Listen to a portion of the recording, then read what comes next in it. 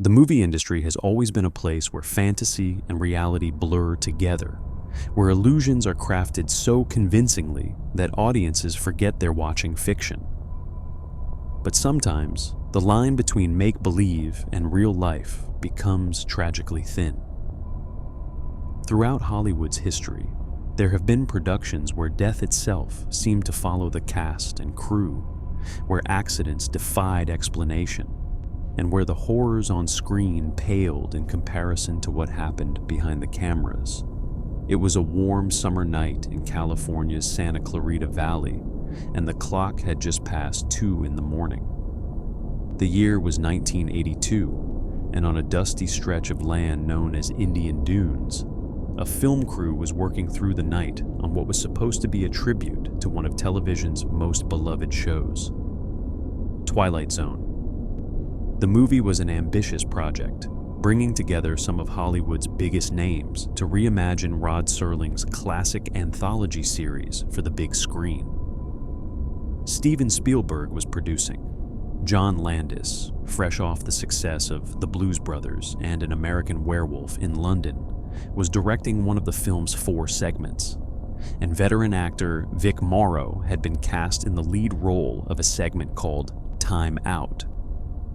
Morrow was a seasoned performer, a man who had spent decades in the business playing tough guys and soldiers. Born in the Bronx in 1929, he had first gained attention in Blackboard Jungle back in 1955, playing a menacing juvenile delinquent opposite Glenn Ford. But it was his starring role in the television series Combat, which ran from 1962 to 1967, that made him a household name. For 5 years, he played Sergeant Chip Saunders, leading his squad through the horrors of World War II, and the role earned him an Emmy nomination. By 1982, Morrow was 53 years old and looking for a project that would remind audiences of what he could do. The Twilight Zone seemed perfect. The segment Landis had written for Morrow told the story of Bill Connor, a bitter and racist man who finds himself transported through time to experience persecution firsthand. In one scene, he becomes a Jewish man in Nazi-occupied France. In another, he's a black man about to be lynched by the Ku Klux Klan.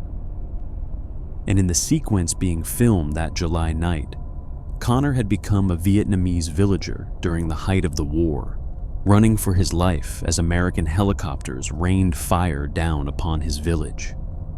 Landis had added a scene where Morrow's character rescues 2 young children from the carnage, carrying them to safety while explosions erupted all around him. The 2 children cast for this scene were 7-year-old Micah Din Lei and 6-year-old Renee Shin-Yi Chen. Neither was a professional actor. They had been hired specifically for this sequence, and the production had gone to considerable lengths to keep their involvement quiet. California law at the time prohibited children from working on film sets after 6:30 in the evening, and it absolutely forbade them from being anywhere near pyrotechnics or other dangerous effects. Yet here they were, in the small hours of the morning, standing on an active set surrounded by explosives while a helicopter hovered overhead. The scene called for Morrow to carry both children across a shallow river while the helicopter pursued them and mortar effects detonated in the water behind them. The helicopter was a Bell UH-1 Iroquois, the same model made famous in countless Vietnam War films, piloted by a veteran named Dorsey Wingo. On previous takes, the helicopter had performed its movements without incident, swooping low over the water as the cameras rolled. But on this take, something went terribly wrong. The helicopter was hovering approximately 25 feet above the ground when a pyrotechnic charge was detonated too close to the aircraft. The explosion struck the tail rotor, shearing it clean off. Wingo immediately lost control as the aircraft began to spin wildly, the main rotor blades slicing through the air in a lethal arc.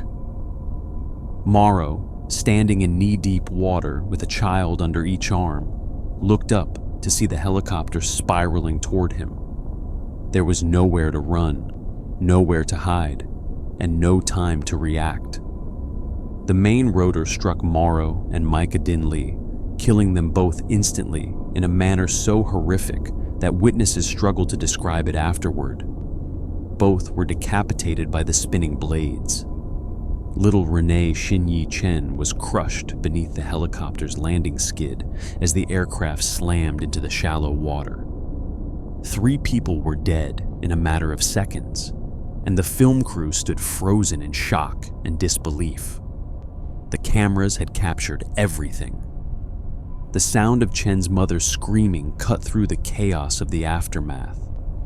She had been watching from the sidelines, trusting that the professionals knew what they were doing, that her little girl would be safe.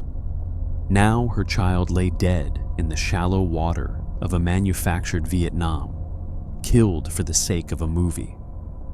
The 6 passengers aboard the helicopter had also been injured, though none fatally.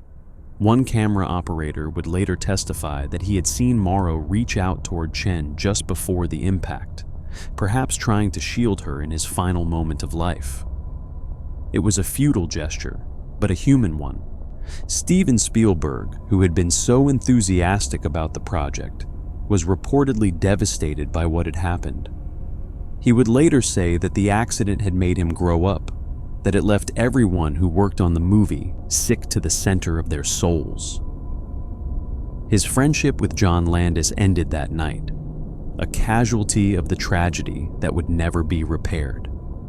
Director George Miller, who had been working on another segment of the anthology, was so disgusted by what had happened that he abandoned post-production on his segment unannounced, though his footage was eventually edited into the final film. In the aftermath, there was outrage and grief in equal measure. How had 2 young children been allowed on an active set in the middle of the night, surrounded by explosives and aircraft? How had the production proceeded with such obvious disregard for safety? Investigators discovered that Landis had circumvented child labor laws by hiring the children through their parents and paying them in cash, keeping their involvement off the official paperwork. There had been no welfare worker present to monitor their safety, no adherence to the regulations designed to protect young performers. The criminal trial that followed was unprecedented in Hollywood history. John Landis and 4 other members of the production team were charged with involuntary manslaughter. The trial stretched on for nearly 10 months, with prosecutors arguing that the defendants had been reckless in their disregard for safety. Defense attorneys countered that the accident had been unforeseeable, a tragic confluence of factors that no one could have predicted. In the end, all 5 defendants were acquitted, a verdict that left many in the industry feeling that justice had not been served. But the deaths did bring change. The Directors Guild of America implemented new safety protocols. Safety hotlines were established. Studios became more rigorous in their oversight of dangerous sequences, and a position was created on film sets specifically to monitor the handling of firearms and pyrotechnics. The deaths of Vic Morrow, Micah Dinley, and Renee Shin-Yi Chen became a cautionary tale, a reminder that the pursuit of spectacle could never justify the risk of human life. The tragedy on the Twilight Zone set faded from public memory as the years passed, but Hollywood would soon be reminded that prop guns could be just as deadly as any explosion. A decade later, on a soundstage in Wilmington, North Carolina, another promising career would end in violence, and another family would be left to grieve for a son taken far too soon. Brandon Lee was born on February 1st, 1965, in Oakland, California, and from the moment he entered the world, he carried the weight of a legendary name. His father was Bruce Lee, the martial arts icon who had revolutionized action cinema and become one of the most recognizable figures on the planet. Brandon was only 8 years old when Bruce died suddenly in Hong Kong in 1973, a death that sparked conspiracy theories and speculation that continue to this day. Some claimed Bruce had been murdered by rivals. Others whispered about a family curse that had followed the Lees for generations. Young Brandon was left to grow up in the shadow of a myth. As he came of age, Brandon followed his father into acting and martial arts. He trained in multiple disciplines, including Jeet Kune Do, the fighting style his father had developed. He studied at the Lee Strasberg Theater and Film Institute in New York, determined to be taken seriously as an actor rather than simply trading on his father's name. His early roles were mostly in B-movies and straight-to-video action films, but Brandon was talented and charismatic, and it was only a matter of time before a breakthrough opportunity came. That opportunity arrived in 1993 with The Crow. Based on James O'Barr's Gothic comic book, the film told the story of Eric Draven, a rock musician who is murdered along with his fiancée by a gang of criminals. 1 year later, Eric rises from the grave, guided by a mystical crow, and sets out to exact his revenge on those who killed him. The role was dark, physical, and emotionally demanding, and Brandon threw himself into it completely. He performed many of his own stunts, trained extensively for the fight sequences, and seemed to embody the tortured romanticism of the character. From the very beginning, however, the production of The Crow seemed plagued by misfortune. On the first day of filming, a carpenter was severely burned when his scissor lift came into contact with high-voltage power lines. The electrical current passed through his body, leaving wounds that would require extensive medical treatment. Heavy storms destroyed sets and caused expensive delays, pushing the production over budget and behind schedule. A prop master discovered a live round among the blank ammunition, raising serious questions about how it had gotten there. A disgruntled crew member drove his car through the studio's plaster shop in a fit of rage, causing thousands of dollars in damage. A stuntman fell through a roof and was seriously injured. Cast and crew began to whisper that the production was cursed, that something malevolent was at work on the set. The atmosphere on the production was described by many as chaotic and sometimes dangerous. The film was being made on a relatively modest budget, and there was constant pressure to move quickly, to get shots done, to save money wherever possible.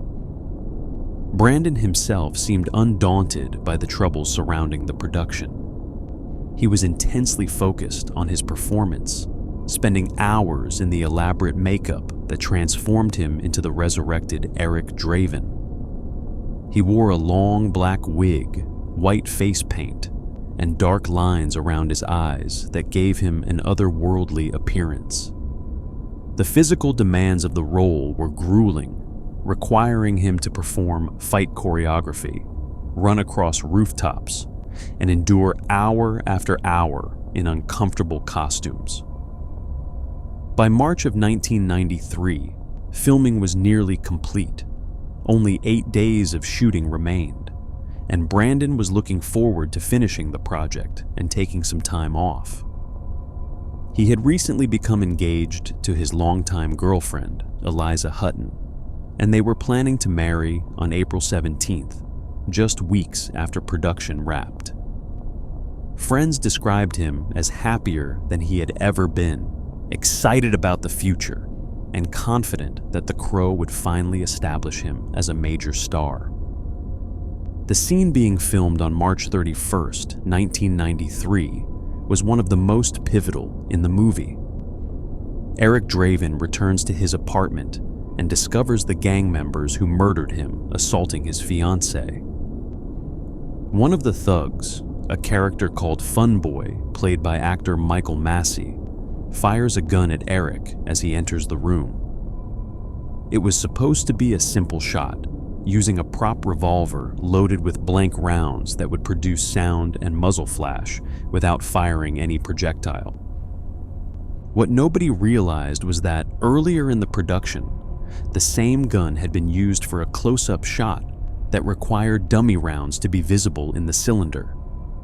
The prop department, working to cut costs, had created their own dummy rounds by pulling the bullets from live cartridges and removing the gunpowder. But they failed to remove the primers, the small explosive charges that ignite when struck by the firing pin.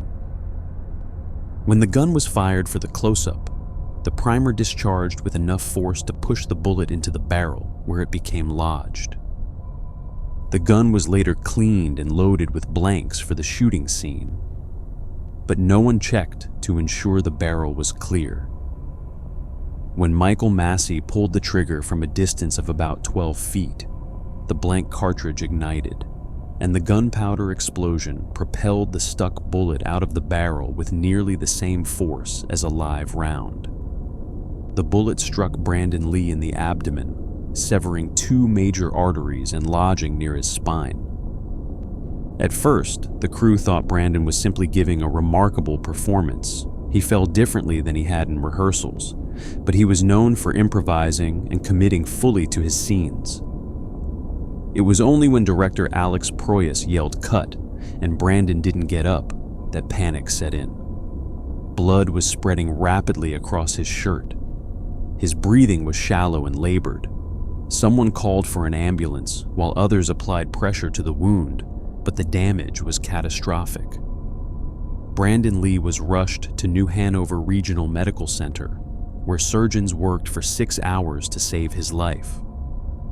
At 1:04 p.m. on March 31st, 1993, he was pronounced dead. He was 28 years old. The parallels to his father's death were impossible to ignore. Bruce Lee had died at 32, at the height of his powers, leaving behind an unfinished film called Game of Death. That film included a scene in which Bruce's character is shot with a prop gun that had been secretly loaded with a live round. Now, 20 years later, his son had died in almost exactly the same way. The whispers about a family curse grew louder, and conspiracy theories flourished. Some insisted that Brandon had been murdered, that the bullet had been placed deliberately. Others saw the hand of fate, a cosmic pattern that could not be broken. The truth was far more mundane and far more tragic. Brandon Lee died because of negligence, because corners were cut and safety protocols were ignored, because a production running behind schedule decided that expediency mattered more than caution. No criminal charges were ever filed, though the district attorney's investigation found that multiple people had been negligent in their duties. Brandon's mother, Linda Lee Cadwell, filed a wrongful death lawsuit against the production company and eventually settled out of court for an undisclosed sum. The Crow was completed using a combination of unused footage, body doubles, and early digital effects technology. It was released in May 1994 to critical acclaim and commercial success, and Brandon Lee's performance was praised as a revelation. He was buried beside his father at Lakeview Cemetery in Seattle, and a dedication at the end of the film reads simply, "For Brandon and Eliza." Michael Massey, the actor who had unwittingly fired the fatal shot, took a year off from acting and reportedly never watched The Crow. He died in 2016, still haunted by what had happened on that soundstage in North Carolina. The deaths that occur during film productions are not always the result of accidents or negligence. Sometimes, the tragedies that surround a movie seem to defy rational explanation, clustering around a production with such frequency that people begin to speak of curses. Few films in cinema history have been associated with as much misfortune as The Omen, the 1976 horror classic about a child who may be the Antichrist. the troubles began before a single frame of film had been shot. In June of 1975, just 2 months before production was scheduled to begin, Gregory Peck's son Jonathan shot himself to death. The legendary actor, who had been cast as the American ambassador Robert Thorne, was devastated by the loss. He channeled his grief into his performance, bringing a haunted quality to a father's, discovering that his beloved son is the spawn of Satan. But the personal tragedy was only the first of many dark events that would shadow the production. When Peck boarded a plane to fly to London for filming in September 1975, the aircraft was struck by lightning over the Atlantic Ocean. It was a terrifying experience, but the plane landed safely and filming proceeded. Just days later, executive producer Mace Neufeld was flying to England on the same route when his plane was also struck by lightning. The odds of 2 planes on the same route being struck within days of each other were extraordinarily slim. Yet, it happened, and the lightning wasn't finished with the production.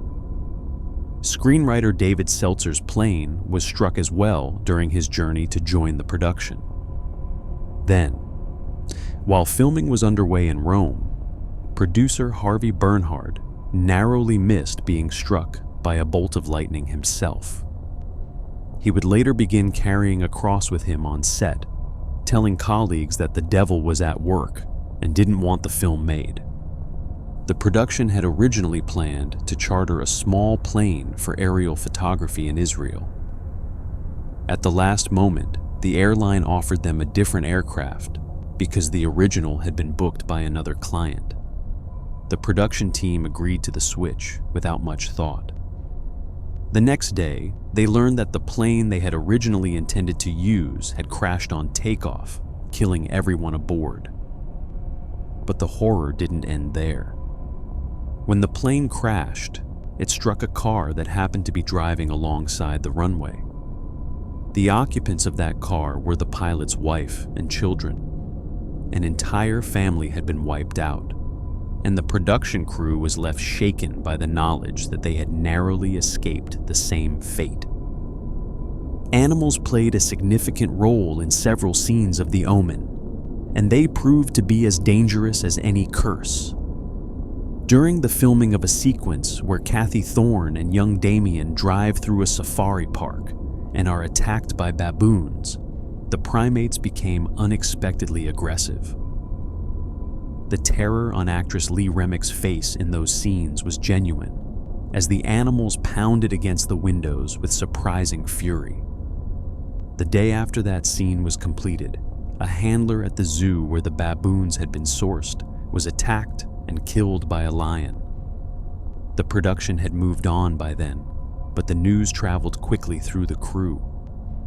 A scene in the film required Gregory Peck's character to be chased through a cemetery by a pack of Rottweilers. The dogs had been trained for the sequence, but during filming, they turned on their handler and attacked him viciously, tearing through his protective gear. The stuntman who was supposed to perform the scene was severely injured, though he survived his wounds. The crew began to wonder if there was something about this particular project that invited violence and death. Perhaps the most chilling incident connected to The Omen occurred after filming had wrapped. John Richardson, the special effects supervisor who had created the infamous decapitation sequence involving the character of Keith Jennings, was working on another film in Holland when he was involved in a terrible car accident. The collision occurred on Friday the 13th, and Richardson's assistant, a woman named Liz Moore, was killed instantly. The manner of her death was grotesquely similar to the decapitation effect Richardson had designed for The Omen, her head severed by the impact. Richardson later claimed that when he looked up from the wreckage, dazed and bloodied, he saw a road sign indicating the direction to a nearby town. The town was called Omen, and the sign read 66.6 kilometers. Whether this detail is true or apocryphal, it became part of the legend, another piece of evidence for those who believed the film had somehow invited evil into the world. The Omen was a massive commercial and critical success, earning over $60 million at the box office and launching a franchise that continues to this day. But the stories of its cursed production have never been forgotten, and whenever the film is discussed, the conversation inevitably turns to the lightning strikes, the plane crashes, and the inexplicable clustering of death around a movie about the son of Satan. If The Omen had a rival for the title of most cursed production in Hollywood history, it would surely be Poltergeist. Released in 1982, the Steven Spielberg-produced ghost story about a suburban family whose home is invaded by malevolent spirits became an instant classic, spawning sequels and a remake. But in the years following the first film, a series of tragic deaths among the cast gave rise to whispers of a curse that seemed all too real. The first death came just months after Poltergeist was released. Dominique Dunne, who had played Dana Freeling, the eldest daughter in the haunted family, was only 22 years old and at the beginning of what promised to be a stellar career. Her father, Dominic Dunne, was a powerful figure in Hollywood, a writer and producer with decades of connections in the industry. Her brother Griffin was already establishing himself as an actor, having appeared in An American Werewolf in London the previous year. Dominique herself had just wrapped work on the television series Fame and seemed poised for stardom. But Dominique was in an abusive relationship with a man named John Thomas Sweeney, a chef at a trendy Los Angeles restaurant called Ma Maison. Sweeney had a history of violent behavior toward women, though this information would be kept from the jury that eventually tried him for Dominique's death. She had tried to leave him multiple times, recognizing the danger he posed, but he kept drawing her back in with promises to change. Friends and family had begged her to cut ties with him completely, but the dynamics of abusive relationships are rarely so simple. On the night of October 30th, 1982, just a few months after Poltergeist had made her famous, Dominique was rehearsing lines at her home with actor David Packer, who was appearing with her in the television series V. Sweeney arrived unannounced, demanding to speak with her. Dominique went outside to tell him to leave, and an argument erupted in the driveway. Packer, inside the house, heard screaming and ran outside to find Sweeney strangling Dominique with both hands. By the time police arrived, Dominique was unconscious on the ground, her face turning blue from lack of oxygen. Sweeney had choked her for an estimated 4 to 6 minutes, crushing her windpipe and cutting off blood flow to her brain. Dominique was rushed to the hospital and placed on life support, but the damage to her brain was catastrophic and irreversible. Her family gathered at her bedside, holding vigil for 5 agonizing days as they waited for some sign of hope that never came. Finally, on November 4th, 1982, with no possibility of recovery, the decision was made to remove her from life support. Dominique Dunne died at Cedars-Sinai Medical Center. She was just 22 years old, with her entire life and career ahead of her, and now she was gone because a man couldn't accept the word no. Sweeney was charged with murder, but a series of controversial judicial decisions kept evidence of his prior abuse from being presented to the jury. He was convicted only of voluntary manslaughter and sentenced to just 6.5 years in prison. He served less than 4 years before being released, a miscarriage of justice that left the Dunne family devastated and outraged. Dominic Dunne would later become famous for his coverage of high-profile criminal trials, channeling his grief and anger into a second career as a journalist. But Dominique was gone, the first victim of what some would call the Poltergeist curse. The second Poltergeist film was released in 1986, and it brought its own share of tragedy. Julian Beck, who played the sinister preacher, Cain, was already dying of stomach cancer when he was cast in the role. His gaunt appearance and unsettling presence added immeasurably to the film's atmosphere, but he passed away in September 1985, before the movie was even released. Will Sampson, the gentle giant who played Taylor the Medicine Man, died in 1987 following complications from a heart-lung transplant.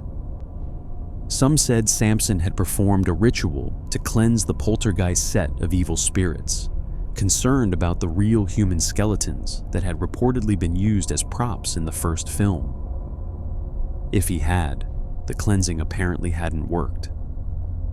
The most devastating loss, however, was still to come. Heather O'Rourke had been just 6 years old when she was cast as Carol Ann Freeling, the angelic little girl who communicates with the spirits living inside the family's television set. Her famous line, delivered in that high, eerie voice, became one of the most memorable in horror history. "They're here." Steven Spielberg had discovered her by chance, spotting her in the MGM commissary while she was waiting for her mother, who was there for a meeting. He was immediately struck by her otherworldly beauty and her natural charisma, and he knew she was perfect for the role of Carol Ann. Heather became a star almost overnight.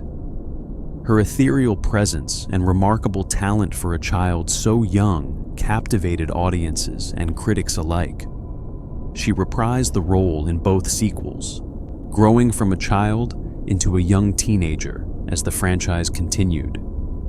Between Poltergeist films, she appeared on the television series Happy Days and Webster, charming everyone who worked with her. Co-stars and directors consistently praised her professionalism and her warmth, noting that she seemed wise beyond her years, but also retained a childlike joy that was infectious. During the filming of Poltergeist 3 in Chicago, Heather began to show signs of illness. Her face had become puffy and swollen, a side effect of the medication she had been prescribed, and she was frequently fatigued. Doctors diagnosed her with Crohn's disease, an inflammatory bowel condition, and prescribed medication to manage the condition. The production worked around her health issues, and Heather remained in good spirits throughout filming, never complaining despite the physical challenges she faced. Director Gary Sherman later recalled that she maintained her professionalism even when she clearly wasn't feeling well, determined to complete the film that bore her legacy. But the diagnosis was wrong. Heather was actually suffering from a congenital abnormality in her intestines, a condition that had gone undetected for her entire life. On the morning of January 31st, 1988, just months after filming on the third movie had wrapped, Heather collapsed at her home. She was rushed to the hospital where she suffered cardiac arrest. Doctors managed to restart her heart and airlifted her to a children's hospital in San Diego, where they discovered the true nature of her illness. Emergency surgery was attempted, but Heather's heart stopped again on the operating table. She was 12 years old. The director of Poltergeist 3, Gary Sherman, was devastated. He had formed a close bond with Heather during filming and had been completely unaware of how serious her condition had become. The studio, MGM, insisted that the film be completed despite the tragedy, forcing Sherman to use a body double for scenes that had not yet been finished. Sherman later said that if he could go back in time, he would never have made the movie at all. The film was released 4 months after Heather's death, with a dedication to her memory in the closing credits. 4 cast members dead in 6 years. The numbers gave weight to the stories of a curse, and the Poltergeist legend only grew with time. Actor Lou Perryman, who had played a minor role in the first film, was murdered in his home in 2009, adding yet another death to the tally. Skeptics pointed out that the deaths could be explained by coincidence, by illness, and by violence that had nothing to do with supernatural forces. But for those who believed in curses, Poltergeist remained Exhibit A, proof that some films carry an evil that extends far beyond the screen. The Exorcist, released in 1973, predates both the Omen and Poltergeist, but its reputation for cursed production may be even more legendary. Based on William Peter Blatty's novel about the demonic possession of a young girl, the film was directed by William Friedkin and became one of the highest-grossing movies of all time. It was also, if the stories are to be believed, a production haunted by death, injury, and inexplicable phenomena. The troubles began early, when a fire broke out on the soundstage housing the set of the McNeil family home. The blaze destroyed nearly everything, causing a 6-week delay in filming and costing the production a significant amount of money. Strangely, the only room that survived the fire untouched was Reagan's bedroom, the very room where the exorcism scenes were to be filmed. No cause for the fire was ever definitively established, though it was attributed to an electrical fault. Some crew members whispered that the fire had been started by something less mundane. Ellen Burstyn, who played Chris McNeil, the mother of the possessed girl, suffered a serious back injury during filming. In a scene where her character is thrown across the room by the demon-possessed Reagan, Burstyn was attached to a wire that was supposed to pull her to the floor. She had complained to Friedkin that the stuntman operating the wire was pulling too hard, but the director reportedly ignored her concerns, determined to capture a realistic reaction. When the scene was filmed, Burstyn was slammed to the ground with tremendous force, and she felt something snap in her lower spine. The scream of pain she let out was real, and Friedkin kept it in the final cut of the film. Burstyn required treatment and used crutches for the remainder of the production. The injury would affect her for the rest of her life. Linda Blair, just 13 years old at the time, fractured her lower back during a scene where she thrashed violently on the bed. The mechanical rig that created the effect had been jerking her around for hours, and her young spine couldn't handle the strain. She too would suffer long-term consequences from the injury. Other accidents were reported as well. A carpenter lost a thumb, a crew member lost a toe, a lighting technician was burned by an electrical malfunction. The set seemed to attract mishaps the way a magnet attracts iron filings. And then there were the deaths. Ellen Burstyn later recounted that 9 people connected to the production died during the course of filming. Among them were the assistant cameraman's newborn baby, a night watchman on the set, and actors Jack McGowran and Vasiliki Maliaros. McGowran, who played the film director Burke Dennings, died of complications from influenza in January 1973, just a week after completing his scenes. His character is killed by the demon in the film. Maliaros, who played Father Karras's mother, also died before the movie was released. The coincidence of actors dying shortly after their characters' deaths in the film added to the sense that something uncanny was at work. Friedkin, concerned about the growing unease among his cast and crew, eventually called in a Jesuit priest to bless the set. Father Thomas Birmingham, who had served as a consultant on the film and even appeared briefly on screen, performed a blessing that seemed to calm nerves, but the strange occurrences didn't entirely cease.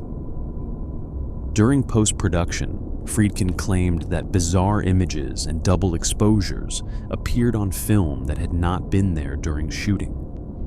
The premiere in Rome was reportedly marked by a lightning strike on a nearby church, though this story may be apocryphal. What is not in dispute is the effect The Exorcist had on audiences. Theater chains reported that patrons were fainting, vomiting, and experiencing panic attacks during screenings. One woman allegedly fainted and broke her jaw, then sued Warner Bros. For damages.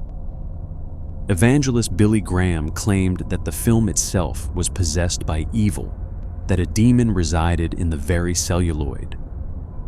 Whether one believes in curses or sees only a string of unfortunate coincidences, The Exorcist remains synonymous with production troubles and unexplained phenomena, a film that seems to blur the line between fiction and nightmare. The dangers of prop guns on film sets were understood long before Brandon Lee's death, but Hollywood had already experienced a fatal reminder of their power in 1984. John Eric Hexum was a rising star, a stunningly handsome actor and model who seemed destined for major stardom. Born in New Jersey in 1957 to Norwegian immigrant parents, he had the kind of chiseled features and athletic build that made casting directors take notice. After studying at Michigan State University, where he played football and worked as a radio disc jockey, Hexum made his way to Hollywood and quickly found work. His first major role came in 1982 when he was cast as Phineas Fogg in the NBC series Voyagers, a time travel adventure show that paired him with a young Noah Weil-type sidekick. The show only lasted one season, but it established Hexum as a capable leading man with considerable charm. He followed it up with a starring role opposite Joan Collins in the television movie Making of a Male Model, which showcased his obvious physical assets. By 1984, Hexum had landed the lead in Cover Up, a CBS action series in which he played Mac Harper, a former Green Beret working undercover as a male model. The show was clearly designed to capitalize on his looks and physicality, and Hexum threw himself into the role. On October 12, 1984, the production was filming the 7th episode of the series at the 20th Century Fox lot in Los Angeles. The scene required Hexum's character to load cartridges into a .44 Magnum revolver, so he had been provided with a functional weapon and blank ammunition. Blanks are not harmless, as anyone who works with them understands. They contain gunpowder and a primer that creates the sound and flash of a gunshot, and at close range, the explosive force of a blank can cause serious injury or even death. But Hexum, despite being new to the business, had apparently not been adequately educated about the dangers. When the director called for additional takes and the scene dragged on, Hexum grew restless and bored. He was known on set for his practical jokes and his efforts to lighten the mood during long shooting days. During a break, he began playing with the prop gun, spinning the cylinder and pretending to play Russian roulette. Whether he genuinely didn't understand the danger or simply underestimated it, Hexum put the barrel of the gun against his right temple and pulled the trigger. The blank cartridge fired, and the explosive force fractured a quarter-sized piece of Hexum's skull, driving the bone fragment deep into his brain. The hemorrhaging was massive and immediate. Crew members rushed to his aid as he collapsed, and an ambulance was called. Hexum was rushed to the hospital, where surgeons worked for 5 hours to repair the damage. But the injury was too severe. After 6 days in a coma, John Eric Hexum was declared brain dead on October 18, 1984. He was 26 years old. With his family's permission, Hexum's organs were donated, and his heart, kidneys, and eyes saved the lives of multiple recipients. His body was cremated, and his ashes scattered in the Pacific Ocean near Malibu. The death was ruled accidental, and his mother later received an out-of-court settlement from 20th Century Fox Television and the production company behind Cover Up. The show continued without him, his character written out of the plot and replaced by a new male lead played by Anthony Hamilton. But Hexum's death lingered in the minds of those who knew him and those who had followed his career. He had been on the verge of genuine stardom, and it had all ended because of a moment's carelessness with a prop that looked like a toy, but was anything but. The deaths of John Eric Hexum and Brandon Lee should have made the film industry take gun safety more seriously than ever. New positions were created, new protocols were implemented, and the handling of firearms on set became subject to rigorous oversight. But in February 2014, another production would demonstrate that the lessons of the past had not been fully learned, and another young life would be lost because someone decided that the rules didn't apply to them. Sarah Jones was 27 years old and building a promising career as a camera assistant. She had grown up in South Carolina, the daughter of parents who supported her dreams and encouraged her creative pursuits. From a young age, she had been drawn to the magic of filmmaking, fascinated by the way moving images could tell stories and capture emotions.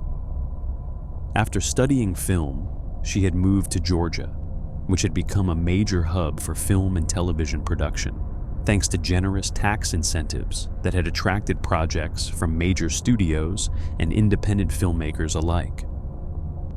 Sarah worked on multiple projects in the Atlanta area, honing her craft and earning a reputation as a talented and dedicated professional. She was the kind of crew member that production managers were always happy to see on their call sheets, someone who showed up prepared, worked hard, and never let her standards slip. She was also deeply loved by those who knew her, described by friends and colleagues as warm, generous, and endlessly enthusiastic about the art she had chosen to pursue. Her smile lit up the sets she worked on, and her passion for cinematography was evident in everything she did. In February 2014, she was hired to work on Midnight Rider, an independent biographical film about rock legend Greg Allman. The project seemed like an exciting opportunity, a chance to work on a prestige biography with a legendary musician at its center. William Hurt had been cast as Allman, bringing his considerable talent and name recognition to a production that might otherwise have struggled to attract attention. Sarah was excited to be part of the team, unaware that the production was already making decisions that would put her life at risk. The production of Midnight Rider was troubled from the start. The film was being directed by Randall Miller, a journeyman filmmaker whose previous credits included several low-budget comedies and dramas. The budget was tight and the schedule was ambitious. William Hurt had been cast as Allman, and the production was racing to complete filming before other commitments pulled him away. There was pressure to move quickly, to get shots done efficiently, and to avoid the expensive delays that could sink an independent film. On February 20th, 2014, the first official day of principal photography, the crew traveled to a location in Wayne County, Georgia, a rural area of river wetlands and Spanish moss. The scene being filmed was a dream sequence that would show Hurt's character lying on a hospital bed, contemplating life and death. Miller had chosen to shoot the scene on an active railroad trestle that crossed the Altamaha River, a picturesque but potentially dangerous location. The trestle was owned by CSX, one of the largest freight rail companies in the United States. What the crew didn't know, or chose to ignore, was that CSX had explicitly denied the production permission to film on the tracks. Emails had been exchanged, and the railroad company had made its position clear. But someone in the production hierarchy had decided to proceed anyway, gambling that they could get the shot before any trains came through. it was a catastrophic miscalculation. At around 4:15 in the afternoon, with the camera crew positioned on the trestle and the metal hospital bed placed directly on the tracks, someone spotted a train approaching in the distance. There was less than a minute to get everyone to safety. Crew members began to run, scrambling to get off the narrow trestle and onto the riverbanks on either side. But the trestle was long, the walkways were narrow, and the hospital bed was blocking part of the escape route. Some crew members tried to move the bed off the tracks, but there wasn't enough time. The train struck the hospital bed at approximately 58 miles per hour, shattering the metal frame and sending shrapnel flying in all directions. Sarah Jones was struck by debris and propelled toward the oncoming locomotive. She died instantly, her body broken by the impact. 7 other crew members were injured, some seriously. Hairstylist Joyce Gilliard suffered a fractured arm and would later describe the terrifying moment when she realized the train was going to hit her. The aftermath was swift and brutal. Investigators quickly determined that the production had been on the tracks without permission and had failed to implement even basic safety precautions. There had been no spotters watching for approaching trains, no medic on set, and no safety briefing before the crew stepped onto the trestle. Director Randall Miller, along with several other members of the production team, was charged with involuntary manslaughter and criminal trespassing. Miller eventually pleaded guilty and was sentenced to 2 years in jail and 8 years of probation, becoming the first director in American history to serve prison time for an on-set death. Producer Jay Sedrish and first assistant director Hilary Schwartz also pleaded guilty and received probation. The film was never completed. The footage shot that day, including the moments before the train arrived, was later edited into a brief sequence and shown in court during the criminal proceedings. It remains the only scene ever created for Midnight Rider. Sarah Jones's death sparked a movement within the film industry. The Safety for Sarah campaign pushed for stricter enforcement of safety regulations and greater awareness of the risks that crew members face on set. Black ribbons were worn at the Academy Awards in her memory. Walkathons and fundraisers were organized to honor her legacy. But for Sarah's parents, Richard and Elizabeth Jones, no amount of advocacy could bring back their daughter. She had died because someone had decided that getting a shot was more important than following the rules designed to protect human life. The deaths chronicled here serve as grim reminders that the magic of movie making comes with real risks. Behind every explosion, every car chase, every gunfight, there are human beings whose lives depend on the competence and care of those around them.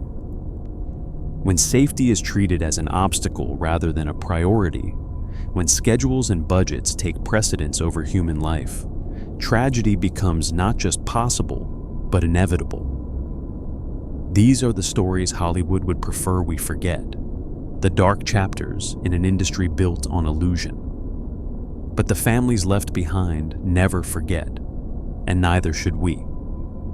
If these stories have captivated you, please consider giving this video a like and subscribing to the channel to help us continue sharing stories from the shadows of history.